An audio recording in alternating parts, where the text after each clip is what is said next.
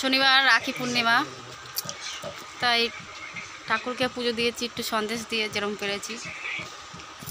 ঠাকুরের সবার জন্য শুভকামনা, সবার রাখি বন্ধনের যেন ভাই বোন সবার সাথে সবার মিল থাকে, সবাই যেন প্রতি বছর ভাইদের রাখি পরাতে পারে বোনরা, আর বোনেদের ভাইরা যেন আশীর্বাদ করে, দিদি বলে দিদিরা যেন ভাইকে আশীর্বাদ করে।